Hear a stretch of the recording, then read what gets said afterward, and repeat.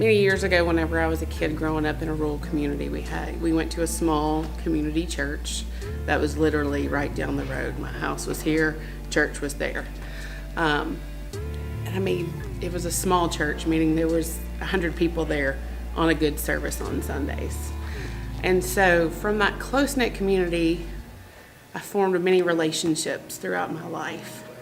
And so I always missed that after I grew older, moved away, got married, kind of fell into the world, and I missed church, but I wasn't quite sure where to find it again. Something that was similar to what I grew up with.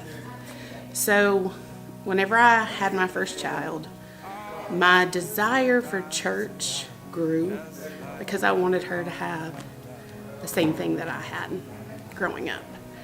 And we looked, couldn't quite find it.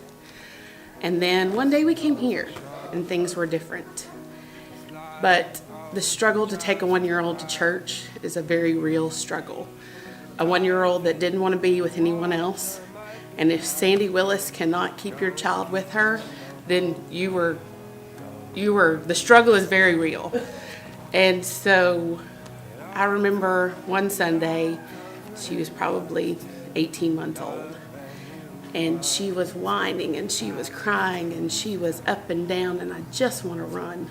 And so that's all I could do. So I remember looking at Chris and going, I'll take her out. And he's like, okay, do you want me to come with you? And I'm like, no, somebody needs to stay and try to get something out of this, because that's the struggle. Is it worth it to even come if all you're gonna do is try to keep your child quiet? Because you really can't gain anything, I feel, from a service if you were that distracted. So I remember taking her out over there next to the choir rooms. She was running up and down the hallway. And then all of a sudden I saw this sweet face poke around the corner. And she came and introduced herself and told me that, this is gonna be okay. This season will pass. This is gonna get better. Soon you'll be able to leave her. And I remember her walking the entire service with us.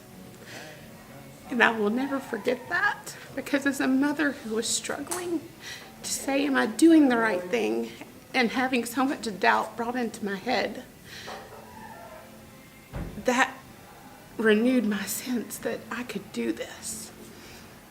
And so Suzanne Gearholt is a big reason why we're here, because she was the first person to ever pour into our family.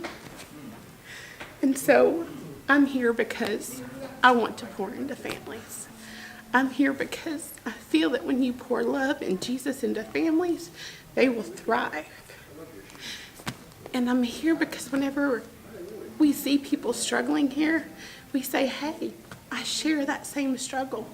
I have walked that road, and I'm telling you that it will get better. We're a place where you can come as you are and be welcomed, where we will pray with you and we will pray for you. And we're a group of imperfect people who love Jesus and are trying to do life together. And I can't imagine being anywhere else but here.